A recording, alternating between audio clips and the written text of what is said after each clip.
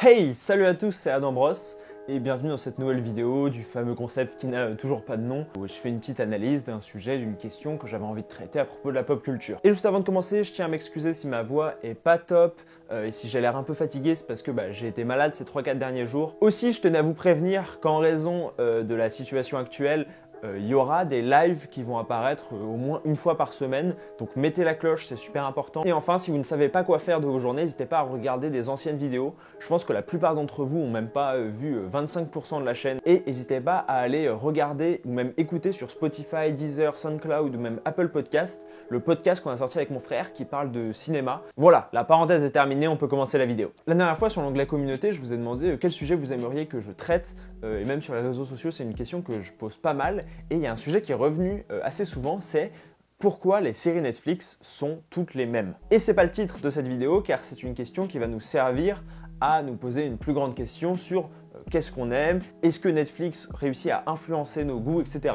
Mais d'abord, on va essayer de répondre à cette question, donc est-ce que les séries Netflix sont toutes les mêmes? Et dans un premier temps, on serait tenté de dire oui, parce que comme je l'avais expliqué dans ma vidéo sur les secrets de Netflix, certaines séries Netflix sont même créées par des algorithmes qui catégorisent et qui arrivent à deviner ce que veulent absolument les utilisateurs de Netflix, ce qu'ils préfèrent dans une série, etc.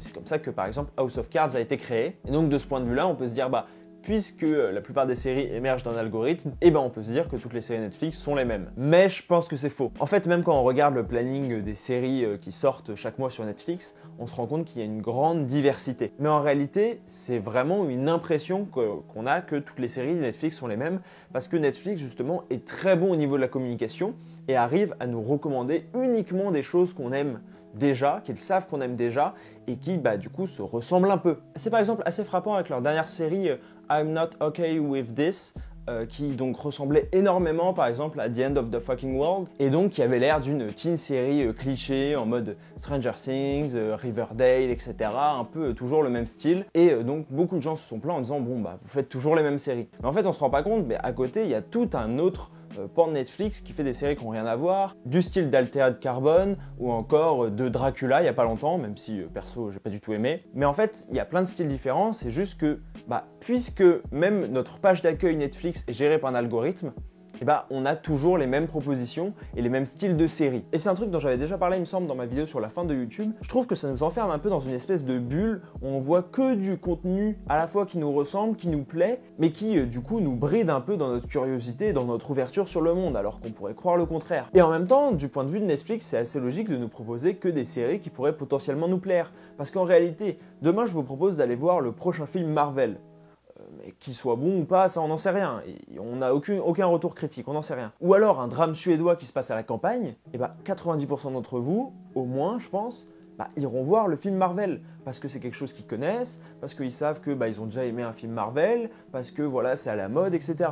Donc Netflix, quand il a le choix entre vous proposer une série qui ressemble en tout point à une série que vous avez aimée précédemment ou vous proposer une série qui change complètement avec ce que vous avez l'habitude de voir, il va préférer la première proposition parce que c'est celle qui a le plus de chances de vous faire rester sur la plateforme et de vous faire regarder une série. Et encore une fois, c'est pareil pour YouTube, ça se vérifie dans votre page d'accueil, il y a probablement que des vidéos qui sont en rapport avec des choses que vous aimez. Mais 90% du contenu que YouTube vous propose, c'est soit du contenu que vous connaissez déjà, soit du contenu qui ressemble à ce que vous connaissez déjà. Je trouve que ça met aussi en évidence le fait qu'on soit toujours attiré par des choses qui nous ressemblent aussi. Et ça rejoint l'homophilie, le fait d'être plutôt attiré par des gens qui nous ressemblent, et à la fois aussi, ça renvoie à la peur de l'inconnu, dont j'avais parlé cette fois dans la vidéo sur la Reine des Neiges, où j'expliquais que justement, l'homme intrinsèquement a une peur de l'inconnu. Mais je pense que ce phénomène a ses limites, et ne serait-ce que le fait de s'en rendre compte, ça nous permettrait de s'ouvrir bien plus au monde et d'avoir une plus grande curiosité de découvrir des nouvelles choses qui peuvent être super enrichissantes. Moi je prends souvent cet exemple que je trouve assez parlant des desserts. Quand j'aime bien un dessert, par exemple les yaourts à la vanille, et que je disais à mes parents tiens j'aime bien ce yaourt à la vanille, mes parents en achetaient 160 jusqu'à ce que j'en puisse vraiment plus. Parce que voilà, ils avaient la certitude que ça me plaisait. Si les 3 premières semaines c'est cool, parce que effectivement j'aime bien les yaourts à la vanille.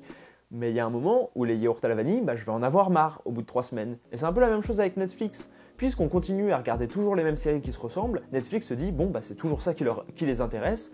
je vois pas pourquoi je changerais de recette. Et je pense qu'on va commencer petit à petit à arriver, et ça va être pareil pour les films Marvel, à ce sentiment de saturation. On est là, bon, on aime toujours les yaourts à la vanille, et donc on aime toujours les séries pour ados, genre The End of the Fucking World, etc., ou les films Marvel de super-héros, mais ça serait bien en plus petite quantité et peut-être de varier un peu les plaisirs. Et c'est là où j'aimerais qu'on arrive à la deuxième partie de la vidéo que j'aimerais approfondir et qui je pense est un sujet super intéressant, même si évidemment je ne peux pas le maîtriser entièrement parce que c'est un sujet super pointu, mais je pense qu'il peut se débattre et qu'il faut qu'on débatte en commentaire, c'est pourquoi on aime certaines choses. Et par quoi est-on influencé? Je veux dire, on a bien compris que si Netflix faisait un peu toujours les mêmes séries et toujours les mêmes films, ou en tout cas nous proposait toujours les mêmes séries et toujours les mêmes films, c'est en partie parce que on aime toujours les mêmes choses et on aime à peu près tous les mêmes choses.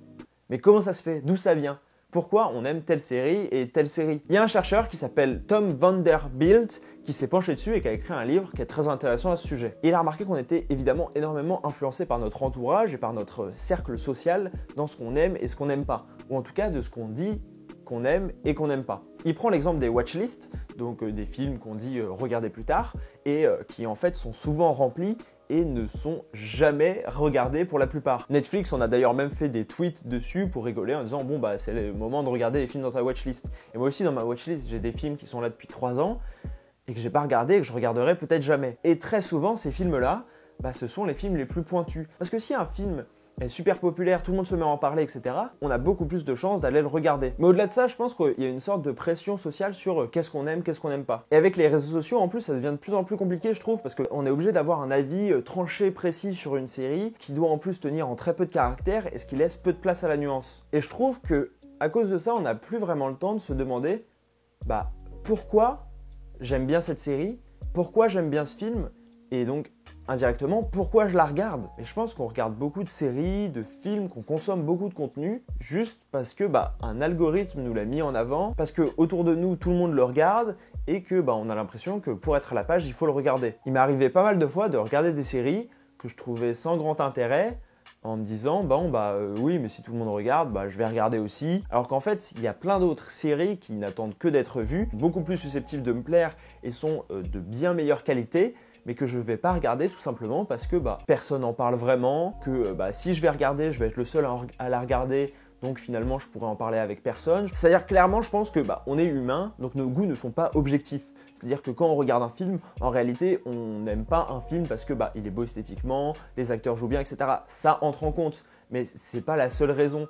Par exemple moi il m'arrive, et à tout le monde on a des petits plaisirs coupables, des films et des séries qui sont foncièrement pas très bons et on le sait, mais qui nous plaisent parce que le sujet est abordé d'une manière qu'on aime bien, il y a un acteur qu'on apprécie, etc. Donc là, il y a vraiment une part de subjectivité. Il y a vraiment un aspect intersubjectif qui s'est accroché à ça. C'est-à-dire qu'on aime aussi une série ou un film parce qu'on sait que les autres ont aimé, ou au contraire, on peut se dire, et c'est par exemple ce que beaucoup reprochent à des critiques de cinéma comme Durandal, de toujours se mettre contre l'opinion publique. Et ça a été le cas, je pense, pour Joker, par exemple, sur lequel tout le monde était dithyrambique, à tel point que ça a fini par dégoûter certaines personnes du film en disant « Bon, de toute façon, on en fait trop, certes, le film est bien, mais moi, on en fait trop, donc ça me saoule, donc j'aime pas ce film. » Et donc, à la fois les réseaux sociaux et à la fois les algorithmes, dans la manière dont ils mettent en avant des films et des séries, nous influencent énormément sur nos goûts et sur ce qu'on va regarder, sur ce qu'on va apprécier ou pas. Et je trouve que à la fois, c'est inévitable, on est comme ça, c'est notre nature humaine, et à la fois, je pense que, encore une fois, comme je l'ai dit, s'en rendre compte, ça peut permettre de prendre un peu de recul. Et c'est ce que j'essaye de faire à chaque fois, quand je vais voir un film, quand je regarde une série, c'est de regarder le moins de critiques possible, de pas même regarder le synopsis pour vraiment me dire, je le découvre, je regarderai ensuite les critiques après que je me sois fait mon propre avis, pour essayer de ne pas être influencé. Ça nous permet vraiment de mieux cerner nos envies, de mieux cerner nos goûts, de pas, entre guillemets, perdre son temps à regarder des œuvres, des séries, juste parce que c'est populaire et parce qu'on nous en a parlé et on se dit que ça peut être intéressant d'échanger avec les autres. Pour le coup, c'est juste mon avis dessus, et je pense que Netflix, YouTube et les réseaux sociaux en général manipulent un peu nos goûts et donc nos envies de regarder telle ou telle chose. Quand on voit qu'une bande-annonce d'une série fait des milliers de retweets, on a beaucoup plus envie de la regarder que si c'est une série qui fait 300 retweets, alors que pourtant le sujet, ça se trouve, nous intéresse plus. Mais vous, dites-moi en commentaire ce que vous en pensez. Est-ce que vous avez l'impression que parfois vous regardez des séries parce que tout le monde en parle, parce que ça ressemble à quelque chose que vous avez déjà aimé, etc. quelles sont les raisons, vous, qui vous poussent à aimer une série? Quelles sont les raisons qui vous poussent à aimer un film, voire même juste à le regarder? En tout cas, j'espère que cette vidéo vous a plu, que ça a été intéressant et que ça va mener un vrai débat dans les commentaires, comme à chaque fois pour ce genre de vidéo. Comme d'habitude, je vous lis tous et je vous répondrai. On se retrouve dans la semaine donc pour un live et dimanche prochain, 15 h, pour une nouvelle vidéo. Merci à tous. Ciao!